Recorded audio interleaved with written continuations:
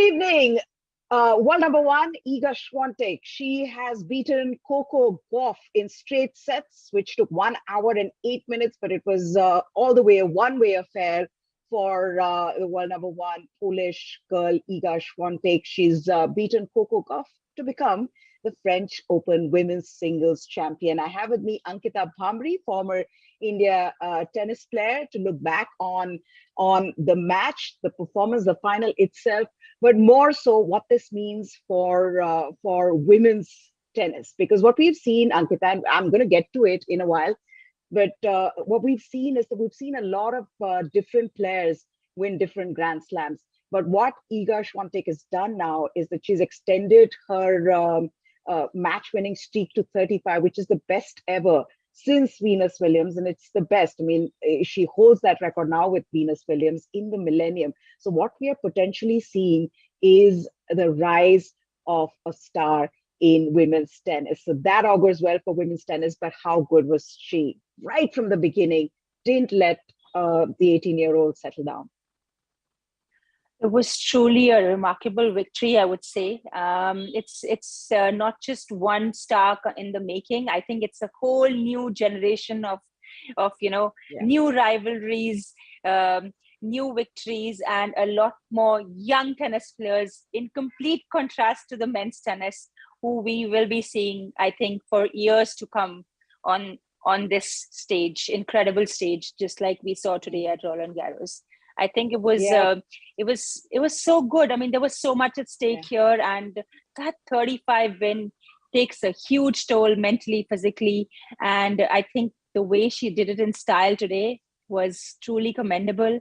And just like she mentioned, she was so proud of the team. It takes a lot of effort and a lot of aspects of a team coming together, working hard to reach as far as she has. Being only 21 years old. So there were lots of tears. What we saw was a lot of tears right after the final at the presentation ceremony. Coco Gauff, of course, heartbreaking for her, but she's 18. And as Swiatek herself said, that, she's so impressed by the amount of talent this young girl has. She can come back, and in fact she will come back. She's already in the finals of the women's doubles as well, so we'll see her tomorrow as well. But what does this mean for Iga Swiatek? Now, she did win.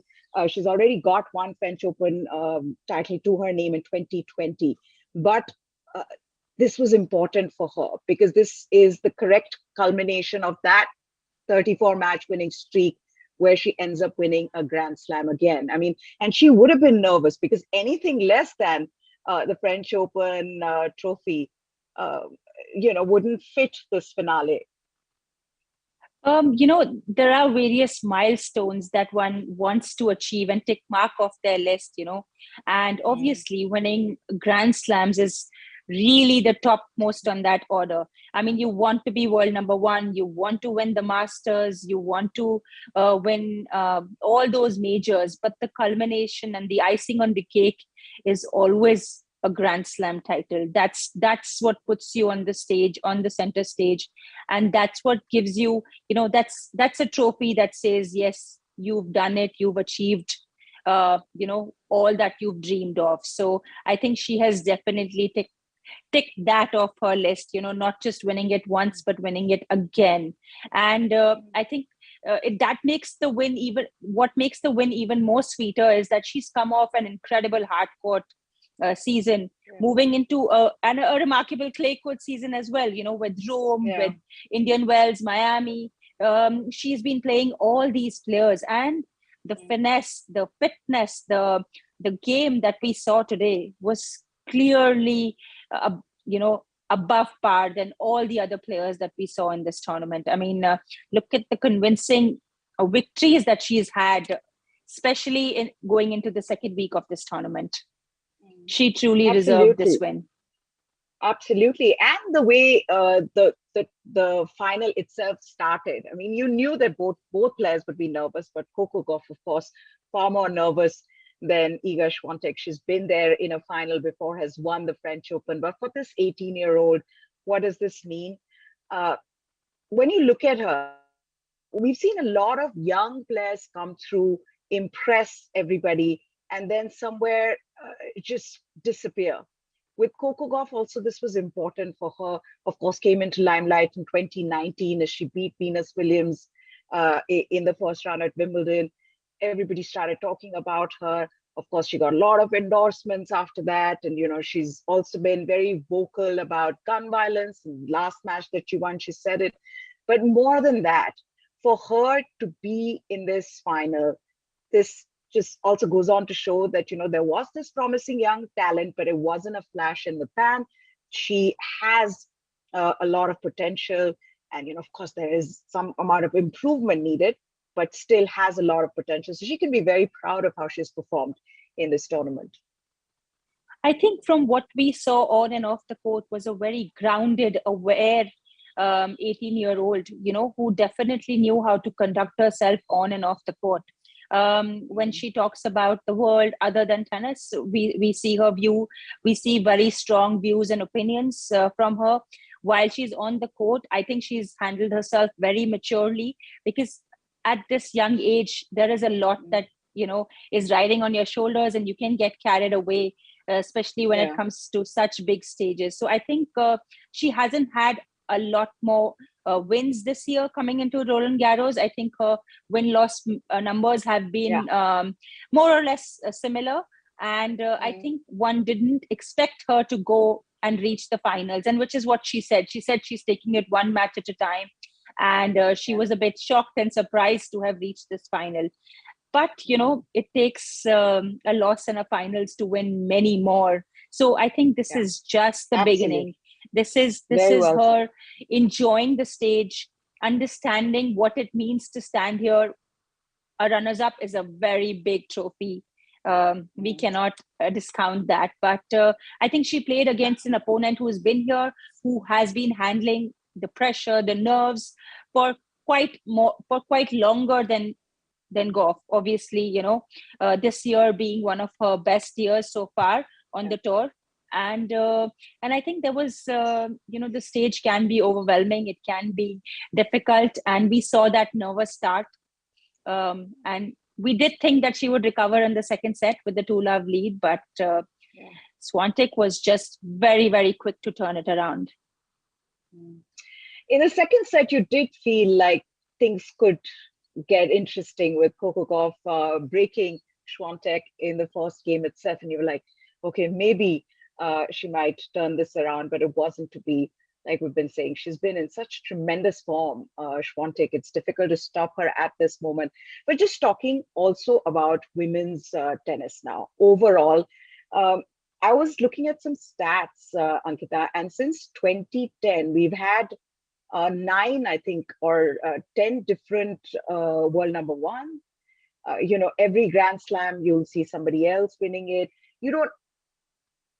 Without wanting to, obviously, I don't want to undermine the game, but I'm saying, and Emily Mauresmo herself has spoken about it. Of course, she got into a trouble because of that, but the game itself, you need compelling rivalries, you need household names. Do you feel like in that sense, with that in the background, this was a perfect final? Because here you have a young woman who's been unstoppable, and at the other on the other end, you have this 18-year-old who's being seen as the face of American tennis, and also, a lot of people are suggesting that she's taken over from the Williams sisters. I think, there's always a transition and there's always a change. When you see a totally new generation of tennis players taking over the trophies and winning multiple different titles, till 1 or 2 become your household names, as you mentioned. There are young lot of tennis players with Naomi Osaka, with Gauff, with Iga Swiatek.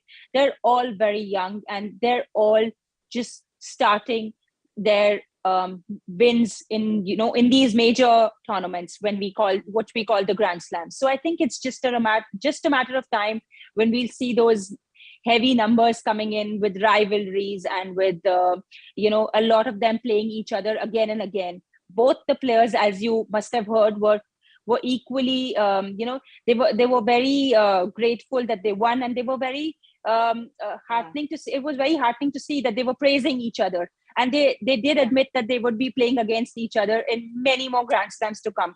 And as a tennis fan, as a former tennis professional, I think it's just a matter of time when we'll keep hearing these names again and again. It takes a lot to come this far, and once you've achieved it, you obviously know what it takes to achieve that success, and that's what keeps you going for more and more. It becomes harder and harder because the pressure builds up, because there are various other factors at stake. But I think this is just a time where you see all new tennis players. You'll see new idols for the young generation to come.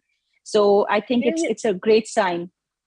Yeah. You were talking about how they had the most wonderful things to say about each other. I was reading this column that was in BBC, which was written by Swiatek herself.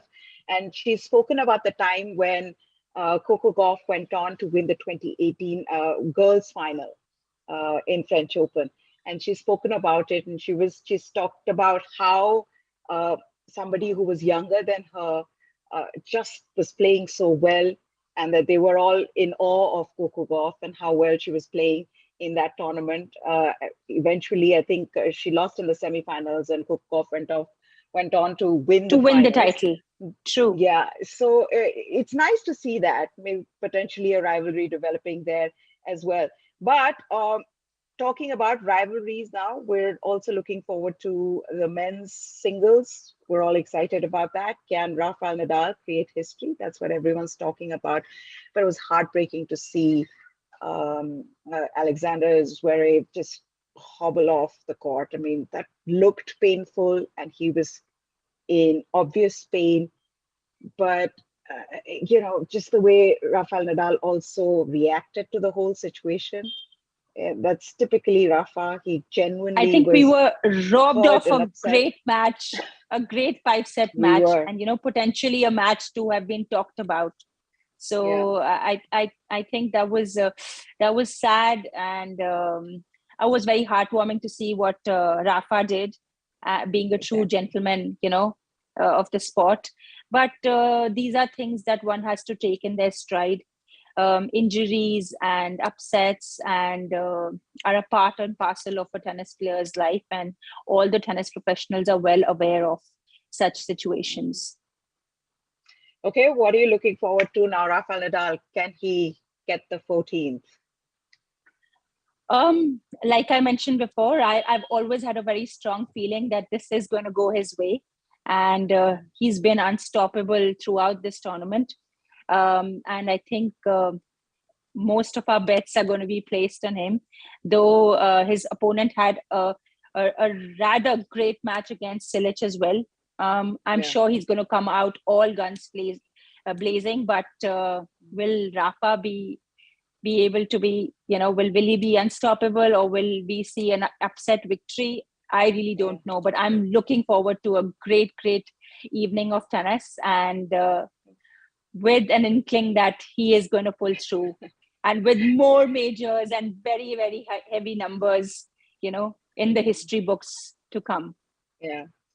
I was reading about this when we were talking about generations, the next generation. Casper, I was reading about him. He was actually training in Rafael Nadal's academy in Mallorca, in Spain. He looks up to Nadal, has always, he's been his idol. And so it'll be interesting to see. There's one thing that, you've always sort of looked up to the player, but to play him in a final like that, it's almost like it must feel like a dream come true, but at the same time, the pressure. Clearly the underdog of the final, clearly the underdog here. But, well, I mean, it just goes to show they clearly know the path to success, with not just one another player already in the making.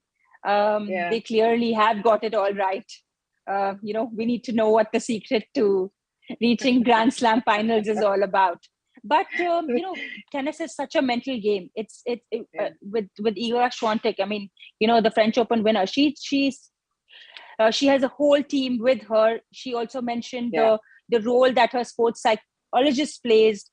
She's traveling with a sports psychologist, and it just goes to show that it is such a mental game. You have to be able to put yourself out there, giving your best day in, day out, recover, Yeah. and be fit enough the very next day to be able to pull off these Yeah. 7 matches, 2 weeks, day after day, week after week. It's grueling. It's the amount of effort and intensity that goes into these matches. It shows how important it is to be mentally fit, to be physically fit, and the importance of a Mm. team around you. I think Yeah. And it's that's then incredible. that. Sorry. I'm sorry. Go ahead. Yeah, I said that's what shows that making a Mm. tennis champion is not easy, and the effort, the team that is required to put them all together for every single day, every single match, is something that one must have to look into. So Mm. I just hope that people around the world, people in India, understand the true importance of what it takes to to make a great champion, and the Mm. years of And effort talking that about the kind of goes into grind. it. True. I Sorry. mean, that's something that we don't even have to go into, because it's the Yeah. hours that you put in, and Yeah. the support staff that is required. Mm. It's something that one doesn't talk about, but these Grand Slam titles are not easy to get, and one must have the team required to be able to be at that stage, to be able to win it. Mm. Talking about the grind that one goes through, the team that one requires, Goff is still not done. She has a final. I want to know from you, as a former tennis player, as a coach, you're already talking about what it takes to get to the final, what it takes to just play international calendar like this. How does someone like Coco Gauff balance it out? Because she's playing the doubles, she's in the finals, and she was in the finals here. I think being tennis professionals, they've been doing this all their life. I mean, we saw the Williams sisters went on to win multiple doubles titles. We saw Martina Hingis do it as well, come out of Yeah. retirement and then again became number one. Had a very successful pairing with a lot of doubles partners, including Sania Mirza. They Yeah. both won the coveted number one spot and ended up winning a few Grand Slams together. So I think we've seen top women's tennis players do this before, and Hmm. I think she's the next one in the making. Obviously, has a lot many years ahead of her, and this is just the beginning. I mean, like I mentioned before, she's been on this stage. She understands the pressure, and hopefully, this is just going to help her win her next Grand Slam very soon. Maybe she becomes our next champion very soon.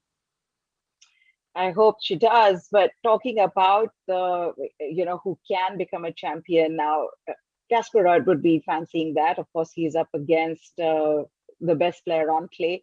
But this is something that he's quoted, and I mean, he's said, and I want to quote this. Rafa has been my idol all of my life, like I was saying. And he's saying he is the last of the big three top players in the world that I have never played. So it's perfect to play him in a Grand Slam final, and it'll be a special moment for me. He's playing a student from his academy, so it's going to be a fun one. It's something I've dreamt of. that is That's a very that is light way quite. of putting that through.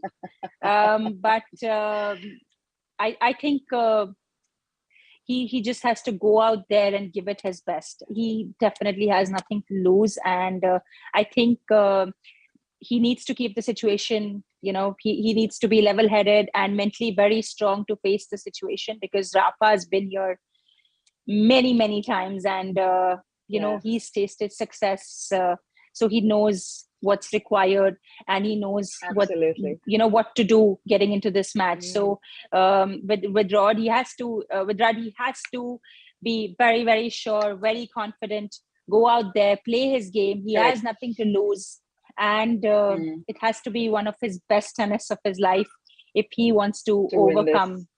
Yes, and win against his mentor and his idol. Okay, Ankita Bhambre, thank you so much for taking the time out to talk to us. We will be back tomorrow as well after that final, men's final. We'll look back at the tournament, the campaign itself of the two players. So we'll be back. For now, Iga Swiatek, it's her day. It was her match. From the time it started, and she deserved every bit of the victory that has come her way. She's been phenomenal throughout the year. Since February, has been winning everything, which now means that she's won 6 consecutive titles. The last time anyone did that was the great Justin Enna. So she's going strong, which is good for women's tennis. So hopefully, men's tennis tomorrow, will it be a legend or will it be a complete first timer? That's the question we need the answer to. But Ankita, thank you so much. That's it then. News 9 Sports is what you need to tune into if you want the latest from the world of sports. For now, goodbye. Thanks for watching and hope you have a wonderful weekend.